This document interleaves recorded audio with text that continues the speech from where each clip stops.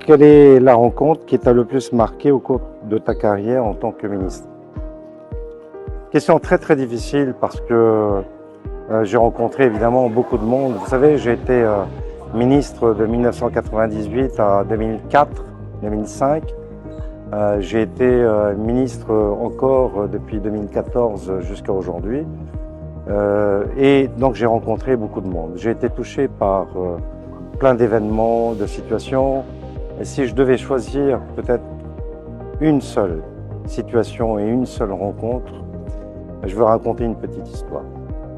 Un jour, je suis appelé par quelqu'un au téléphone et qui me dit « Il faut absolument que tu viennes voir cette personne parce que cette personne vit dans des conditions très très difficiles. » Et donc j'ai appelé à l'époque mon chauffeur et je suis monté sur la hauteur de Pouray, au-dessus de l'église Sacré-Cœur, vous savez, de Pouray.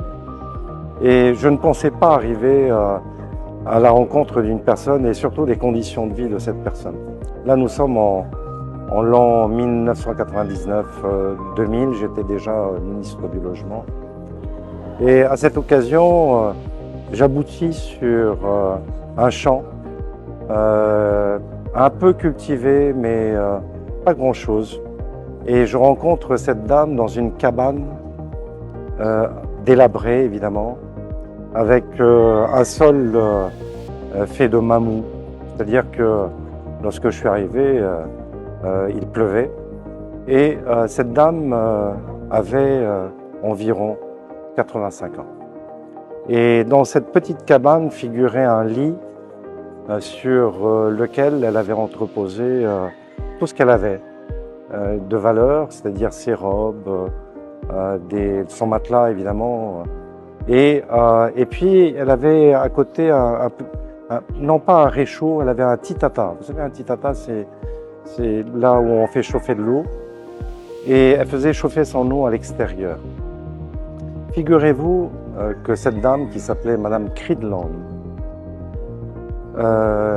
était inconnue au bataillon, ni à la CPS, ni chez aucun médecin, parce que, en fait, elle n'a jamais été malade de sa vie, où elle est venue des îles et elle habitait à cet endroit-là, un peu comme une recluse, elle vivait toute seule.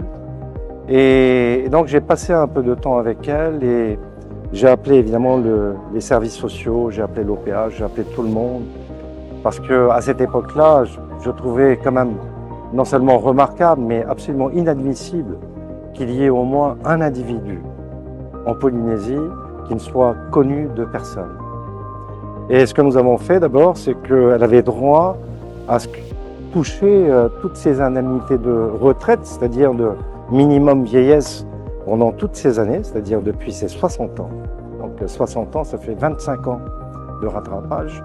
C'est aussi le fait de lui construire une petite maison à côté, un F2, une chambre avec un salon, une petite terrasse, qui lui permettrait de vivre d'une manière décente et dans une plus grande dignité. Vous voyez, cette rencontre-là a beaucoup conditionné aussi la dimension sociale de tout ce que je fais en ma qualité de ministre. Et j'ai évidemment appelé sa famille pour leur dire que vous avez une Cridland, et John Cridland de Punavia est venu sur place pour se rendre compte que il avait un fétis qui vivait tout seul dans ce quartier de Fa. Voilà, donc ça m'a beaucoup touché évidemment, et c'est l'événement que je retiendrai de toute ma carrière politique.